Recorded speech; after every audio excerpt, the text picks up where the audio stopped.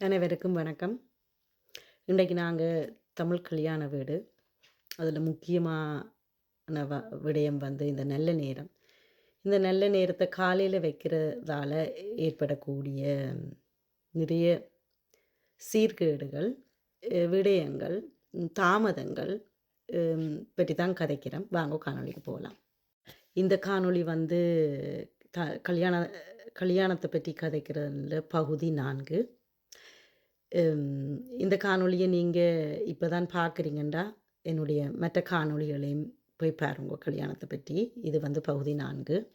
காணொளி தொடங்குவதற்கு முதல் நான் இவருடைய தனிப்பட்ட விருப்பங்களுக்கும் ஆசைகளுக்கும் இடையூறாக இருப்பதற்காக இந்த காணொளிகளை போடவில்லை. நீங்கள் உங்களோட முறைப்படி, உங்களுக்கு தெரிந்தபடி, உங்களுடைய அறிவு கட்டியபடி எது சரியோ அது நீங்கள் செய்யலாம். இது ஒரு விழிப்புணர்ச்சிக்காகவும் வாழ்க்கையை இலகுவாக்குவதற்கும் எங்களுடைய அடுத்த சமுதாயத்துக்குமாகத்தான் இந்த காணொளிகளை நான் பதிவு செய்கின்றேன். ஏற்கனவே நான் கூறியபடி இந்த நல்ல நேரத்தை அதிகாலையிலேயோ இல்லாட்டிக்கு மதியத்துக்கு முதல் வைக்கிறதால ஏற்படுற நிறைய விடயங்களை பற்றி நான் கொஞ்சம் கதைச்சிருக்கிறேன்.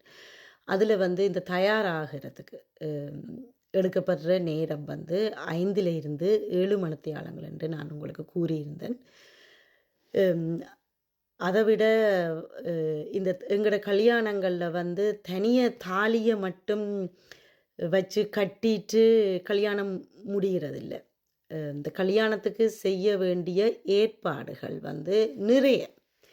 நிறைய இருக்குது. நிறைய தேங்காயில் இருந்து, ஆலாத்தியில் இருந்து, சாப்பாட்டில் இருந்து, பலகாரத்தில் இருந்து, சொல்லில் அடங்காத நிறைய முறைகள், நிறைய சம்பிரதாயங்கள் உள்ளன.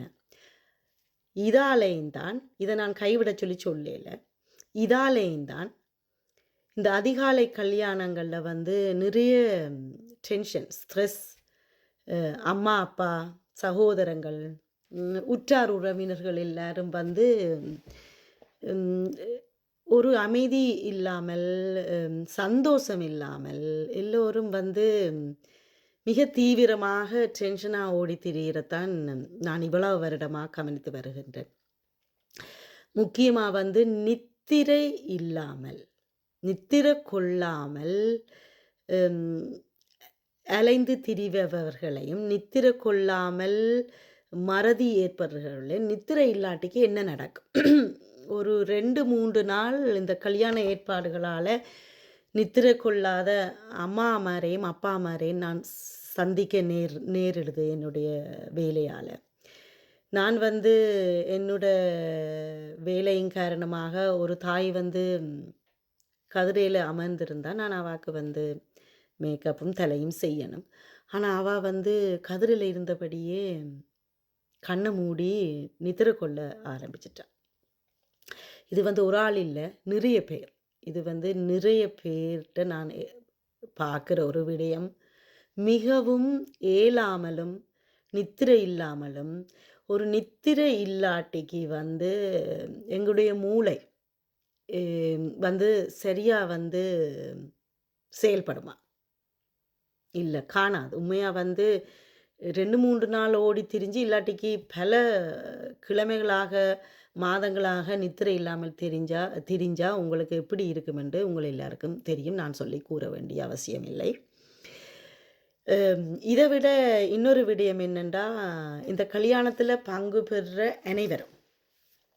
அனைவருமே நித்திரை இல்லாமல் தான் இந்த வேலைகளை செய்கிறார்கள். இது மேக்கப் ஆர்டிஸ்டாக இருக்கட்டும், சக தோழிகளாக இருக்கட்டும், உற்றார் உறவினராக இருக்கட்டும், படம் எடுக்கிறதுக்கு வர வீடியோ கேமராமேனாக இருக்கட்டும், எல்லாருமே நித்திரையின்றி இரவாக ஓடி திரிஞ்சு தான் இந்த கல்யாணங்களை நடத்துகின்றார்கள்.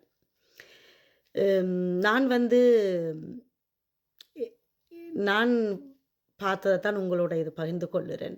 நான் இந்த கல்யாணம் முடிஞ்சு ஒரு 2 நாள் நித்திரை இல்லாமல் திரும்ப வீட்டை வாரத்துக்கு ஒரு 2-3 மணித்தியாலம், 3.5 மணித்தியாலம் எல்லாம் கொப்பனைகள்லேருந்து என்னுடைய வீட்டை வாரத்துக்கு எடுத்திருக்குது சில வேளையில் முடிஞ்சு. ஆனால் நித்திரை இல்லாமல் இந்த பயணம், வாகன பயணம் என்பது எவ்வளவு ஒரு டேஞ்சரான பொல்லாத விடயம் என்று நான் உங்களுக்கு கூற தேவையில்லை. நானே நிறைய தடவை கண்ணை மூடி இருக்கிறேன்.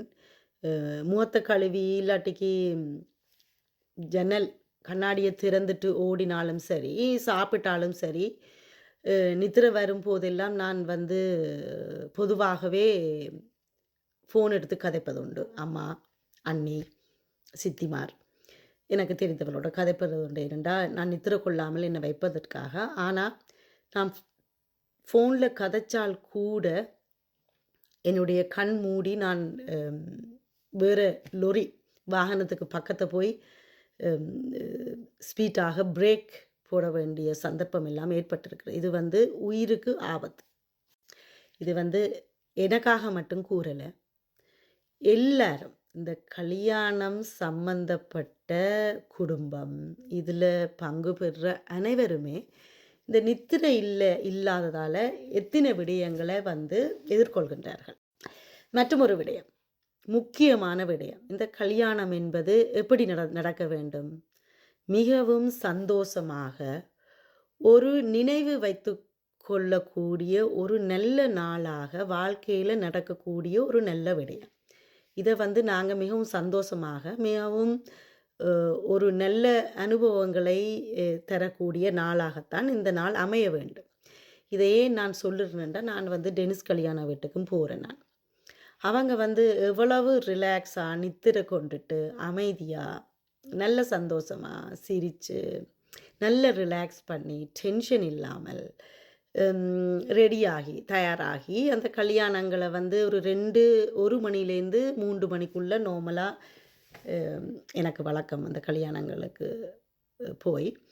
அப்போ நல்ல அமைதியாகத்தான் தயாராகின்றார்.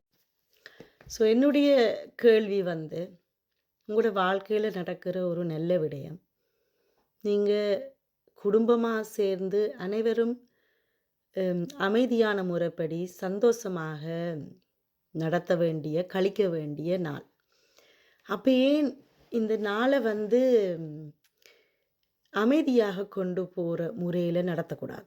முக்கியமாக இன்னொரு விடயம், ஒரு கல்யாணத்துக்கு செலவழிக்கிற காசு, பணம், இவ்வளவு பணத்தை செலவழித்து ஒரு வாழ்க்கையில் நடக்கிற ஒரு நல்ல நாளை எதற்காக வந்து இரவிரவாக நித்திரை கொள்ளாமல், சில பேர் வந்து பல நாளாக நித்திரை இல்லாமல் ஓடி திரிவார்கள் செய்து இந்த நாளை ஒரு கஷ்டமான நாளாக நீங்கள் வந்து நடத்துகிறீங்க. இதே நீங்கள் வந்து, நான் இப்போ இந்த பஞ்சாங்கம் இந்த நல்ல நேரத்தை பற்றியெல்லாம் கதைச்சிருக்கிறேன். நல்ல நேரம் ஒரு நாள் ஃபுல்லாக நல்ல நேரம் எல்லா நேரத்துலேயும் எடுக்கலாம், தனியாக அதிகாலையில் மட்டும் இல்லை. இந்த பின்னேற இரவு கல்யாணங்களை நீங்கள் நடத்துகிறதால உங்களோட கல்யாணம் வந்து மிக அமைதியான முறைப்படி, சந்தோஷமான முறைப்படி, ஒரு டென்ஷனும் இல்லாமல் நீங்கள் நடத்தலாம். இது எல்லாரும் கவனத்தில் கொள்ளுங்க. இவ்வளவு காசை கொட்டி ஒரு கல்யாணத்தை செய்யும்போது அதை வந்து அனுபவிக்க, அந்த நாளை வந்து மெமரிபிள், அதை வந்து நீங்கள் நல்ல நாளாக கழிக்கிற மாதிரி இந்த கல்யாணங்களை நடத்துனீங்களா இது எல்லாருக்கும் இலகுவாக இருக்கும்.